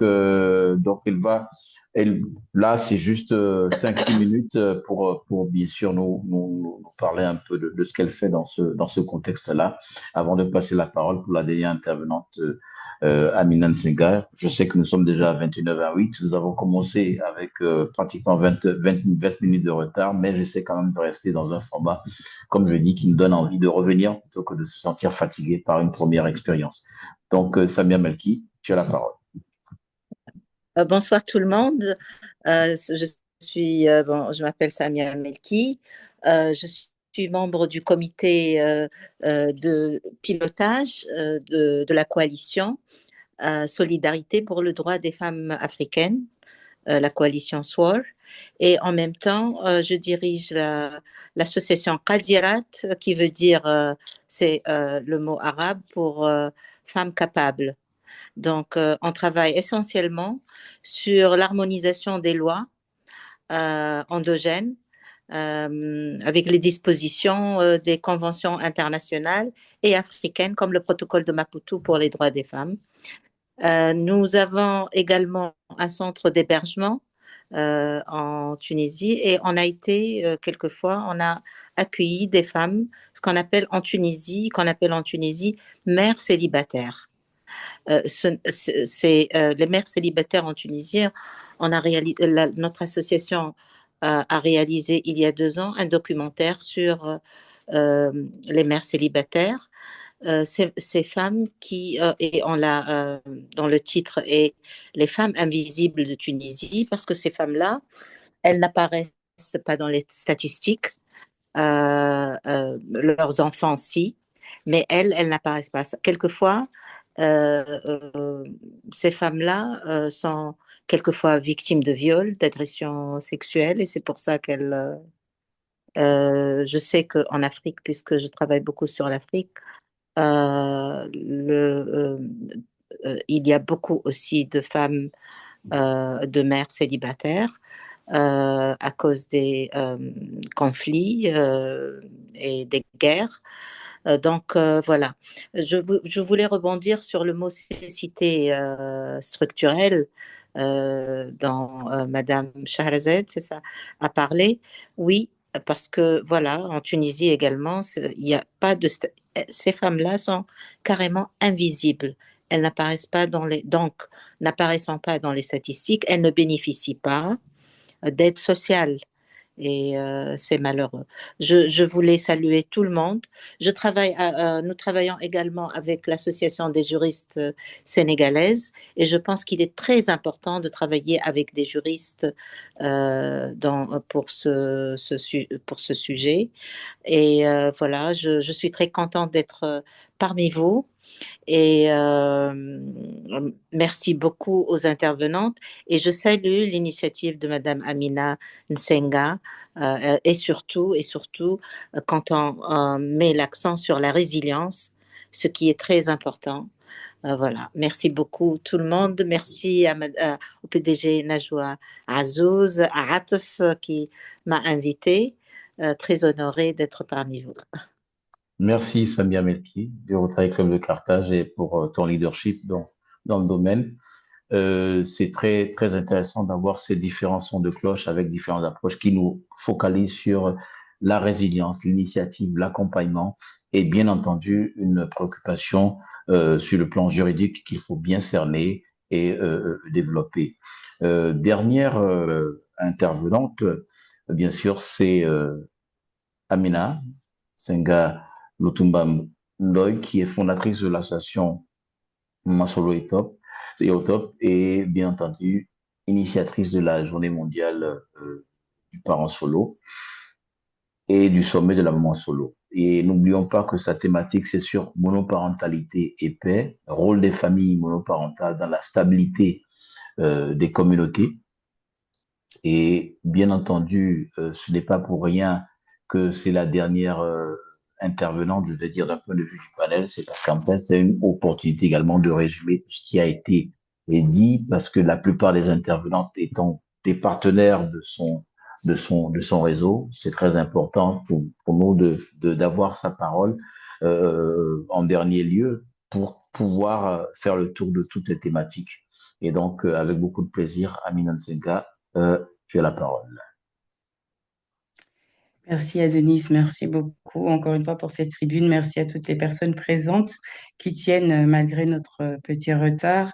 Merci toutefois à toutes les intervenantes qui sont partenaires déjà en tant que femmes et puis qui sont représentantes dans leur pays respectifs. Ma thématique est évidemment de faire le point sur ce que l'on a dit. Comme je l'ai dit, je parle depuis quelques années et la monoparentalité, évidemment, ce n'est pas que moi, c'est toutes ces femmes qui ont parlé et qui parlent pour les sans-voix. Il était question que je parle également de cette violence, de ces conflits de guerre, de la monoparentalité, de ces conflits armés de la monoparentalité en zone de guerre. Mais la zone de guerre dans la monoparentalité, c'est tous les jours. Si je parle de mon histoire, et vous comprendrez pourquoi je me bats autant. Je suis cet enfant qui est né dans l'adversité parce que laissé par ses parents en Europe, dans une famille d'accueil européenne, qui a été cet enfant battu, qui est devenu une jeune femme battue, qui a été en institution, qui est devenue maman, qui est devenue une maman battue, qui s'est levée et qui a 4 fois réessayé et qui a fait grandir des enfants qui ont aujourd'hui 27, 25, 17 et 12 ans. Je pense que ma qualité est d'avoir fait de mes blessures, d'avoir fait des freins, d'avoir fait de mes chutes ma plus grande force, d'avoir fait finalement de mon histoire des services pour les femmes en plus grand nombre, mais surtout d'avoir cette foi de vivre et de me dire que je l'ai vécu, j'ai réussi et d'autres pourront. De reconnaître que tout ça, je ne peux pas le faire seule. D'accepter que je ne suis pas cette femme qui a été épousée, cette femme qui a ce Saint Graal, waouh, je suis la Madame 2. Mais je suis juste cette femme qui a eu ce courage de se lever, de regarder ses enfants et de dire on va y arriver, même si je ne suis qu'un parent. Ne vaut-il pas mieux être avec un parent seul que 2 parents qui ne fonctionnent pas bien? Je vous pose la question. Là, quand on parle de conflit, c'est que la monoparentalité est un conflit, c'est une zone de guerre. Parce que finalement, vous avez tous ces enfants on a parlé de la charge mentale, de la résilience. On parle toujours du parent, mais il faut parler aussi de cet enfant que l'on doit conduire, que l'on doit faire grandir, que l'on doit accompagner. Et ce n'est pas une mince affaire. Quand on parle de ce statut, de cette reconnaissance, c'est pouvoir permettre aussi de reconnaître que cette charge mentale qui est pour tout le monde est beaucoup plus lourde pour ce parent qui doit combattre tous les jours, mais qu'il doit rester ce vecteur de paix pour ses enfants. On l'a dit, on le redit. On ne cherche absolument pas à se plaindre. Non, on est debout, on avance et on veut donner la main à d'autres femmes. Je suis souriante. J'ai défié l'appel du puissant et je me suis promise de rester sur cette terre pour pouvoir donner à ces parents qui sont, entre guillemets, aujourd'hui en danger, le droit de pouvoir être secourus, accompagnés et défendus. Quand on parle de violence, on parle de ces rapts d'enfants. On parle de ces enfants qui sont abusés. On parle de ces femmes et de ces hommes abusés. Il faut aussi prendre cette dimension. Parce que la monoparentalité, c'est vrai, on le répète, ah, c'est deux personnes qui se sont séparées, c'est cette femme qu'on ne peut pas marier, qui n'est pas facile à gérer. Mais non, on ne parle pas que de ça. Beaucoup de femmes n'osent plus rentrer dans le mariage parce qu'elles ont peur du partenaire qui va arriver. On l'a dit, on l'a redit. Il faut construire les femmes dès le plus bas âge, créer des programmes, effectivement, pour que les jeunes filles aujourd'hui sachent qu'elles ont l'opportunité d'être, comme Frédéric l'a dit, très fortes en solo, avant d'être puissantes en duo. Parce que moi, je parle de puissance. On est à deux et on est puissant. Mais il faudra aussi travailler à ces personnes qui sont redevenues solo ou qui sont restées solo et qui doivent être puissants. Puissants parce qu'ils doivent être puissants également pour les enfants. Donc, la reconnaissance des droits, nous le savons, les droits de l'homme, on se bat toujours. La journée de la femme, on se bat toujours. Et la monoparentalité, on va encore se battre. C'est pour ça qu'aujourd'hui, et je vais faire vraiment court du coup, c'est pour ça qu'aujourd'hui, on demande votre soutien, votre appui. Comme Madame Samia qui l'a dit précédemment, il est question de voir ce qui est déjà mis en place en termes de droits, de recadrer et de croiser ce qui a été fait par l'Union africaine, ce qui a été fait par les institutions européennes et ce qui est mis en place dans chacun des pays. Seuls, nous ne pouvons pas le faire et nous devons aller effectivement vers les personnes qui pourront réellement nous aider. Parce que oui, sur mon chemin, j'ai eu des personnes qui ont voulu me tendre la main et qui m'ont fait tourner en rond. Mais c'est pas grave. Je suis déterminée, vous l'avez vu, ma coupe le montre. Je vais avancer telle une Amazone sur son cheval armée de son épée. Et aujourd'hui, j'ai une armée de femmes qui me ressemblent, une armée d'hommes finalement, qui ont reconnu qu'ils n'étaient pas honteux d'être ce parent seul, mais que c'était une force. C'était cette résilience qui fait de ces personnes quelque chose de juste magnifique. Une lumière, un phare dans la nuit pour des enfants. Quand on demande ce que j'ai fait depuis que j'ai pensé à ce projet, je reloge sans subside des familles sans droit, parce que je travaille aussi avec les familles sans droit. On a mis en place le sommet de la maman solo et j'ai mis dernièrement en place également un Saint Graal. J'appelle ce Saint Graal parce que deux femmes m'ont accompagnée avec rien, juste un message. Et Madame la gouverneure Najwa Azouz pourra vous le dire, elle l'a rencontrée, Madame la ministre Ngoné Ndoye, au Sénégal, qui est ma maman de cœur, mon mentor, mais qui est aussi la marraine de cette journée, qui m'accompagne depuis le début, parce qu'avec un message, elle a été convaincue. À l'instar de notre marraine Afrique, nous avons Madame la députée Latifa Aïd Bala, d'origine marocaine, qui vit ici en Belgique aussi, et qui est notre marraine d'Europe, et qui nous accompagne également de la même façon depuis le début. Et pour le rendre honneur, pour les remercier de m'avoir accompagnée, j'ai créé la première édition, puisque nous sommes à la Journée mondiale du parent solo, du Nsengandoy Latifa Aïd, du Nsengandoy Aïd Bala Award. Alors, Nsenga, c'est mon deuxième prénom. Ndoye étant mon nom et celui de Madame la ministre, on a gardé le Ndoye à la sénégalaise avec le E et puis le nom de Madame la députée. Donc, j'espère que dans tous les pays, il y aura des Nsengandoy Aïd Bala Award pour reconnaître la force de ces parents qui ont fait de leurs blessures, qui ont fait de leur guerre finalement, qui ont fait de leur bataille une force, un mode de vie qui ont réussi à encadrer des enfants, faire avancer leurs enfants. Et combien de joueurs de foot, combien de nos dirigeants, finalement, sont issus de familles monoparentales. C'est pas une maladie, c'est pas contagieux, c'est juste un état d'esprit, avancer, se relever, faire preuve de résilience à toute épreuve, à tout moment. Donc, notre demande ici auprès de vous et surtout auprès de Madame Najwa, c'est déjà merci de me donner la main parce qu'il est question de me donner la main aujourd'hui et de nous accompagner avec cette structure qu'est le Rotary. Je vous ai parlé de mon histoire pour que vous sachiez que je ne suis pas cet enfant qui a eu cette cuillère d'argent dans la bouche, mais que j'ai été et je suis née avec l'adversité. Et comme le dirait Massélé Amoussa, aujourd'hui, je suis à un stade de ma vie où je danse avec l'adversité. Et donc, pour que d'autres femmes puissent comprendre qu'elles ne sont pas seules, que d'autres hommes puissent comprendre qu'ils ne sont pas seuls, qu'ils ont des droits, qu'ils peuvent vivre la tête haute parce qu'ils ont fait le choix d'être celui qui s'occupe des enfants. Nous devons mettre en place tout ce par quoi je suis passée dans ma vie, tout ce par quoi ces femmes vous ont compté, tout ce par quoi Madame Samia aussi accompagne les femmes et tout ce par quoi toutes ces femmes font face la difficulté et la non-reconnaissance. La monoparentalité est invisibilisée et pourtant, finalement, j'ai envie de dire, c'est l'essence de la société. Parce qu'il y a tant et tant de familles monoparentales. Madame Fatima l'a dit tout à l'heure également, dans la monogamie, il y a aussi cette question de monoparentalité auquel on doit s'attaquer. Mais s'attaquer pour donner des droits, pas s'attaquer pour aller en conflit. Donc, j'ai déjà commencé à rencontrer aussi les imams. Il est question aussi de faire avec les religions. Il est question de faire avec la vision et la pensée d'un continent, qu'il soit européen, asiatique ou africain. Et pour ça, nous avons besoin de médiateurs. La gestion du conflit, c'est l'essence même du Rotary, n'est-ce pas?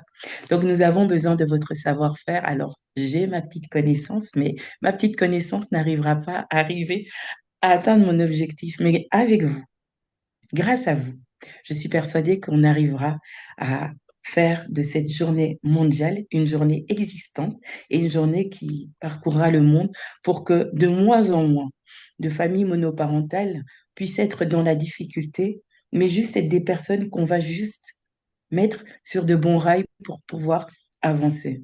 Donc, comme je vous l'ai dit, je ne vais pas beaucoup parler parce que j'ai tellement parlé. Et aujourd'hui, je voulais que vous entendiez d'autres femmes et d'autres réalités parce que quelque part, je suis Sherazade, je suis Fatima, je suis Frédéric, je suis Massélé, je suis toutes ces femmes et tous ces hommes qui parcourent le couloir de la monoparentalité. Je suis juste à l'instar de ces femmes qui ont créé des journées, cette folle sans cheveux qui s'est levée un jour et qui a dit, j'irai jusqu'à mon dernier souffle, mais cette journée existera. Merci à vous.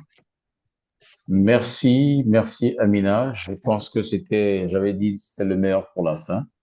Et donc, on a cette perspective-là. Je pense que, comme souvent dans ce type d'activité, très intéressante, très motivante, souvent, notre meilleur allié n'est pas le temps. C'est le temps qui n'est pas notre meilleur allié. Je vais rapidement passer la parole côté Rotary pour une intervention rapide de la part ici gouverneur Lila Roubache et côté de nos partenaires associatifs, Mathilde Moussa pour quelques mots, juste pour déjà qu'on ait des perspectives toujours croisées entre nos deux milieux. Donc, je rappelle que Lila Roubache est ancienne gouverneure de l'ITIS 9010, même district que passe d'ici gouverneur à toi. Donc, 2021-2022, la division 9010 et elle est bien sûr expert juridique. Et donc, c'est aussi important d'avoir son implication, ses perspectives de cette posture-là. PDG, Leila Roubache. Oui, bonsoir à tous. Je voudrais remercier tous les organisateurs de cette magnifique rencontre. Je suis toute oui. J'ai bien retenu certains points essentiels, notamment l'objet donc de cette rencontre qui était donc plaider pour la reconnaissance mondiale des familles parentales et qui était donc l'essentiel pour promouvoir justement l'équité sociale et protéger les droits des millions de familles monoparentales. quand on dit protéger des droits de millions de familles parentales, c'est que ces droits existent. J'ai bien retenu, Amina disait dans sa dernière déclaration, nous avons des droits et nous devons effectivement les faire respecter. Mais bien entendu, dans chaque pays, le droit diffère, bien entendu. Les familles monoparentales ne sont pas totalement admises dans tous les pays aussi. Mais je pense que nous pouvons arriver justement à faire quelque chose, notamment dans cette première intervention de Amina, qui est vraiment remarquable et tout à fait louable comme initiative, puisque ça nous permettra de faire admettre, parce que dans la société, nous avons besoin de faire admettre ce principe, ces familles monoparentales qui existent et qu'on ne peut pas effectivement nier. Jusque-là, j'ai entendu beaucoup de personnes qui sont intervenues pour placer en avant leur cas particulier, leur cas personnel. Et je pense que c'est ce qui les anime justement aujourd'hui à rencontrer Amina, qui est justement en tête de cette démarche. C'est une bonne chose, mais je me dis que tout ce qui vient de se dire, effectivement, résulte plutôt d'une enquête sociologique. Moi, je pense que pour pouvoir aider au maximum Amina, c'est plutôt de voir quelles sont les phases à entamer, les démarches, les étapes effectivement à respecter pour que l'on puisse arriver à l'objectif que s'est fixé Amina dans le cadre de ces reconnaissances de famille monoparentale. Et aujourd'hui, d'ailleurs, si les Rotariens sont là à participer justement à cette rencontre, c'est que c'est une première étape justement à respecter, puisqu'il y a une campagne de sensibilisation d'abord à entamer. Cette campagne de sensibilisation pourra effectivement se faire avec les ONG. Donc, avec le Rotary, déjà, c'est une chose à faire.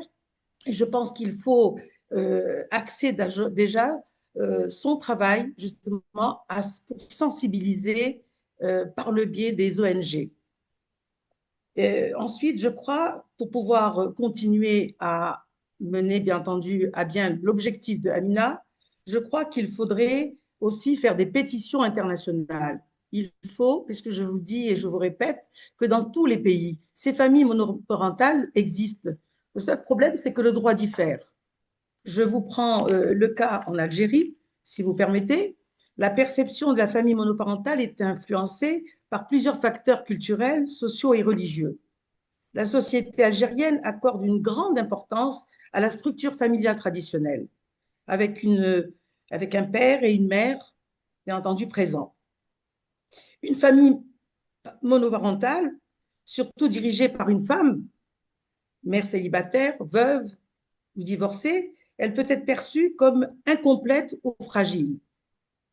Les femmes qui élèvent seules leurs enfants, notamment hors mariage, peuvent être marginalisées socialement et économiquement. Peu de soutien institutionnel, je vous le dis tout de suite. Une acceptation variable selon le contexte également. La perception peut varier selon les régions, le niveau d'éducation et l'ouverture des mentalités. En milieu urbain, on note, par exemple, avec les jeunes générations, une certaine évolution vers la tolérance. Mais je peux vous dire tout de suite que le droit algérien ne reconnaît pas explicitement le concept famille monoparentale comme catégorie sociale protégée. Donc, vous voyez que le fait que le droit diffère dans chaque pays, il faut donc axer plutôt sa recherche, son objectif sur, d'abord, comment pouvoir défendre justement la famille monoparentale d'abord. Le droit existe, les droits existent. Il suffit maintenant, bien entendu, de voir comment évolue la société, comment nous avons des nouvelles générations. Et la nouvelle génération, maintenant, est plus ou moins accessible justement à ce nouveau problème, ce problème de famille monoparentale. Il y a quelques années, je pense que peu de personnes auraient eu le courage, comme Amina aujourd'hui, de parler de ce problème, d'évoquer ce problème. Donc, vous voyez que déjà, le fait de pouvoir faire des rencontres et de pouvoir espérer qu'une journée internationale pourra se réaliser avec cet objet, avec ce problème, cet objet-là, ça veut donc dire qu'il y a eu déjà évolution, il y a eu déjà pratiquement une reconnaissance. Donc, il faut, je pense que nos réunions devraient axer plutôt sur le fait de voir quelles sont les étapes à suivre pour atteindre l'objectif de Amina. PDG, Je ne voudrais merci. pas retourner plus longtemps. Merci, merci, c'est très aimable. Une perspective rotarienne, algérienne, de juriste. C'est très important d'avoir différents sons de cloche. Comme je dis, c'est dans la diversité que nous trouverons le meilleur moyen d'action, comme l'a rappelé Passe District Gouverneur Najwa Azouz.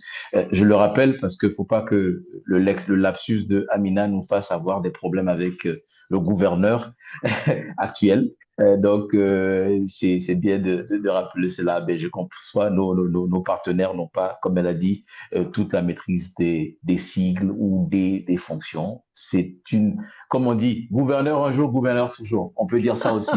Voilà. Allez, Machelé Amoussa, je te passe la parole. Voilà. C'est vrai que le temps est avancé, mais je veux quand même, c'est bien d'avoir quelques mots de personnes impliquées dans le même réseau, mais avec leurs perspectives spécifiques, juste pour pouvoir finir. Merci, Machelé Amoussa. Alors, bonsoir, j'espère que vous m'entendez bien. Bien. Très honoré de pouvoir m'adresser à vous ce soir. Alors, je me présente quand même, je suis Amoussa Masseli, je suis la représentante suisse de l'association Solo EATA et en fait, je suis coach en insertion en Suisse, hein.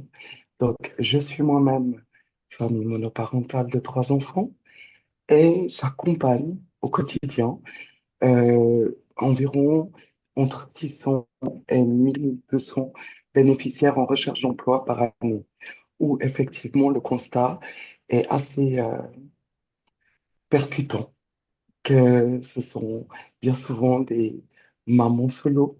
Il y a quelques papas solo, mais en majorité des papas solo qui ont effectivement, par rapport aux conditions de vie que doivent mener les parents solo, des difficultés à se réinsérer dans le marché de l'emploi pour des raisons d'horaire, des raisons de conditions de garde, etc. Et c'est vrai que quand j'écoute parler mes consoeurs de Soleil au top, qui ne sont pas forcément dans les mêmes pays que moi, je vois que c'est un besoin aussi qui est commun à une grande majorité de pays. Parce que finalement, partir au travail pour un parent solo, c'est garantir que l'estomac de son enfant soit plein le soir avant d'aller se coucher et d'où son cerveau puisse travailler le matin en partant à l'école. Donc, j'espère que la collaboration pourra être fructueuse. Je rejoins Madame qui a parlé juste avant moi. Le comment sera la grande question et certainement une des premières clés à obtenir pour aller de l'avant. Je vous remercie, je vous souhaite une belle soirée. Je fais le plus synthétique possible parce que ça arrive tard.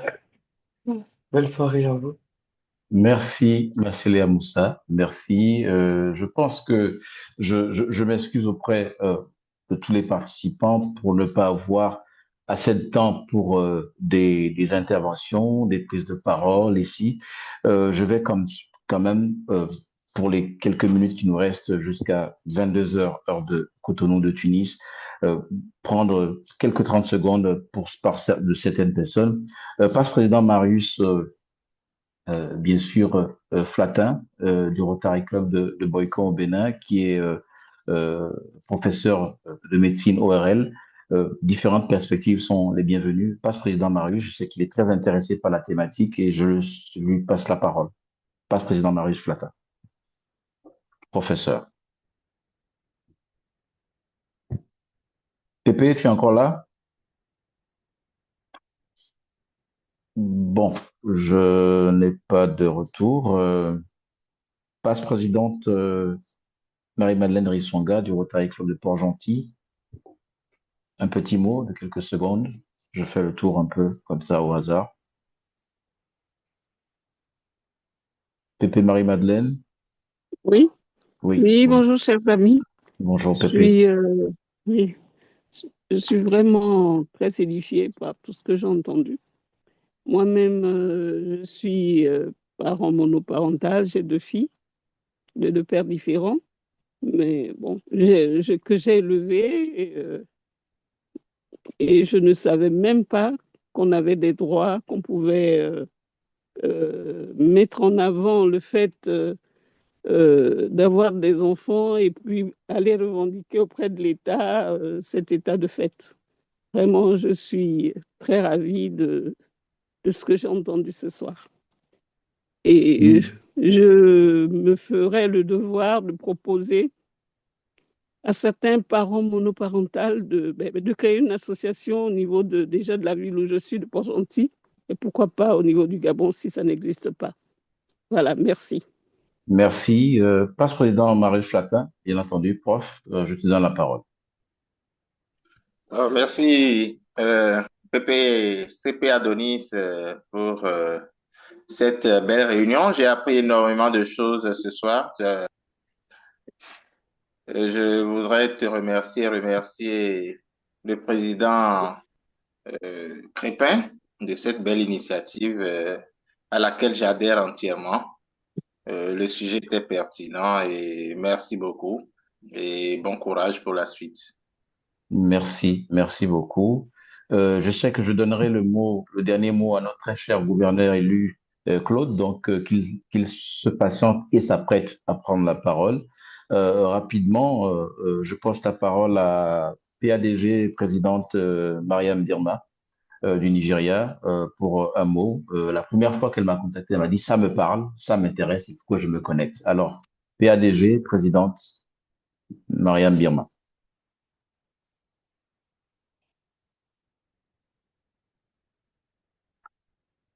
Ton micro n'est pas ouvert. Voilà, c'est bon, vas-y. Bonsoir. Bonsoir, PADG. Oui. Bonsoir.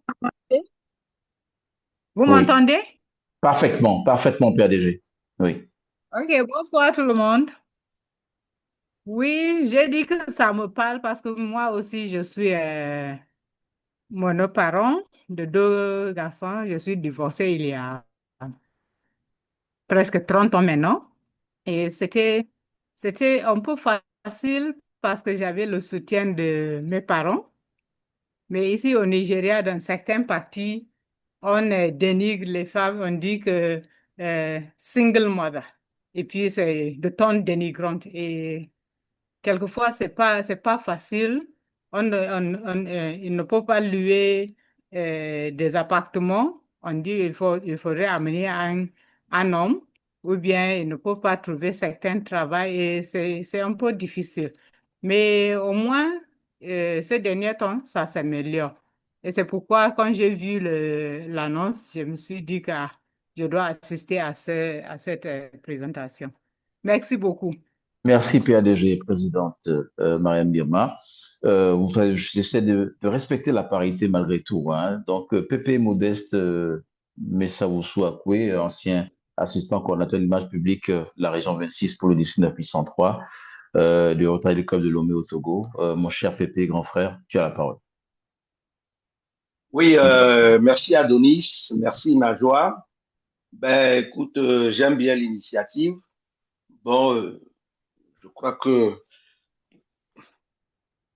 c'est une belle promotion que nous devons soutenir. Et il faut quand même qu'on en fasse quand même un grand projet parce que là, moi, je le dis tous les jours, je me plains beaucoup pour nos filles, les filles que nous avons aujourd'hui qui sont en train de grandir. J'ai beaucoup peur pour elles, mais bon, si des actions comme ça se mettent en place aujourd'hui, je crois que ça serait d'un grand soutien dans l'avenir. Donc, je voudrais dire bravo à l'initiative du projet et merci beaucoup à Najwa de nous avoir associés à cette initiative. Et merci à toi aussi, Adonis, pour avoir joué ce joli rôle de modérateur. Merci très cher Pépé Modeste, merci beaucoup. Je crois que j'aurai atteint 22 heures. Le temps n'est pas notre meilleur allié. Je passe la parole au gouverneur élu du district 850, Claude Cheroubala, de la République démocratique du Congo, un très cher ami et frère qui soutient l'initiative et avec beaucoup d'acteurs des Rotary Clubs des différents pays du district 850 en Afrique centrale pour un mot qui va nous conduire progressivement vers la fin. Très cher DGE, Claude Cheroubala. Mais merci beaucoup, cher ami Adonis, pour la parole. Merci pour PDG Najwa de m'avoir associé à cette belle expérience. Je dois accepter que j'ai beaucoup appris. Je me suis enrichi ce soir d'une expérience que je peux peut-être ignorer. Merci beaucoup. Et ça m'aide à ajouter dans mon approche de l'inclusivité dans la société, dans mon approche dans toutes les actions rotariennes que j'aurai dans l'année 2025-2026, de tenir compte de ce que je viens d'apprendre aujourd'hui. Merci beaucoup. Merci. Je soutiens et je reste ouvert. Merci. Merci, gouverneur élu Claude Cheroubala. Donc, je vais passer la parole à la PDG Najwa Azouz pour un mot de fin.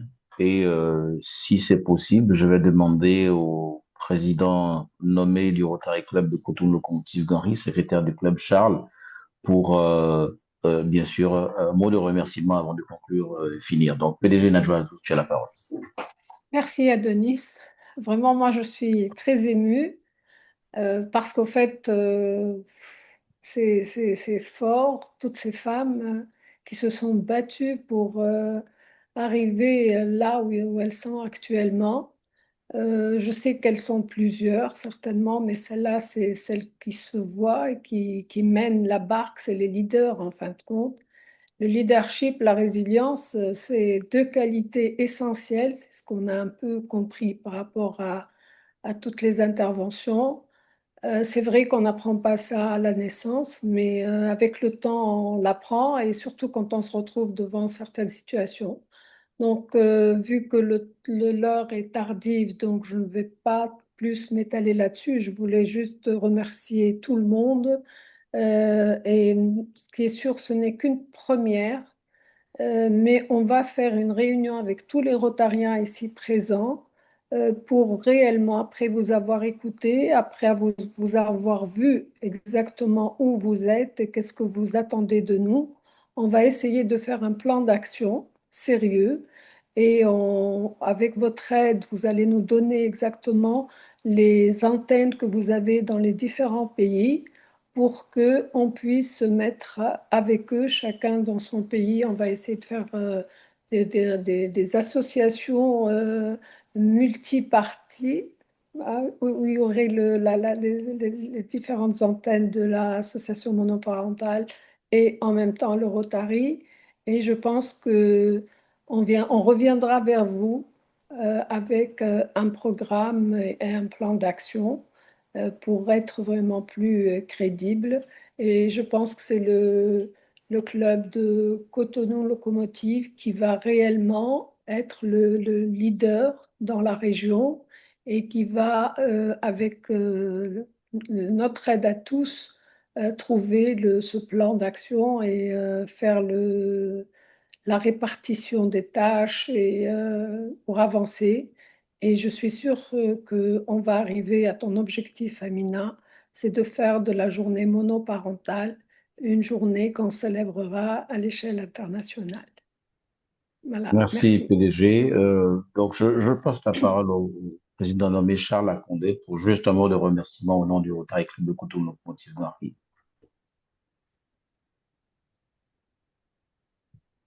Là, j'espère que PN Charles, c'est bon. Peut-être un souci de connexion.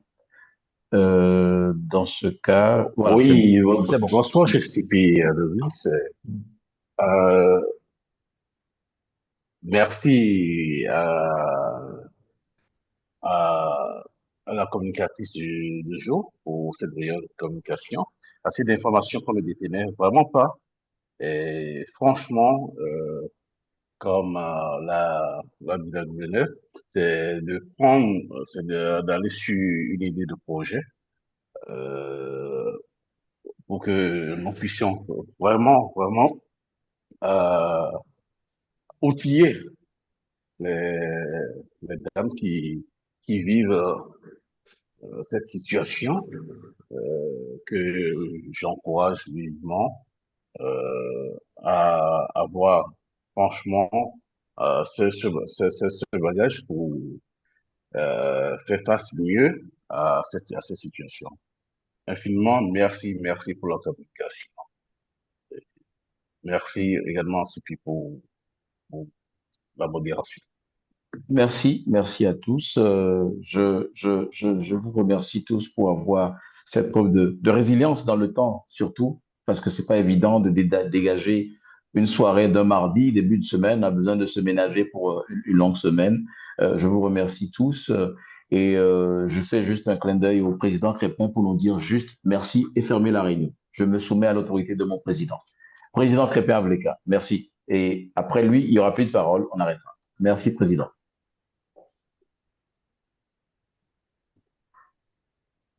Merci. CP Adonis, tu me reçois? Bien sûr, nous tous te recevons. D'accord. Merci encore à toi pour cette brillante modération. Je tiens vivement à remercier toutes nos intervenantes, surtout remercier Amina pour cette belle initiative qui, je pense pour ma part, je m'y engage personnellement pour que notre pays, très cher le Bénin, puisse connaître quand même un point d'action sur ce sujet. Donc, pour finir, je remercie chacun et chacune d'entre nous pour le dévouement, la collaboration et l'engagement pour une société plus équitable, une société prospère et durable vis-à-vis de l'équité. Merci encore à nouveau, CP Adonis. Merci et bonne soirée à tous, bonne suite de semaine et pour les Rotariens, bonne période de transition rotarienne pour l'année qui commence le 1er juin.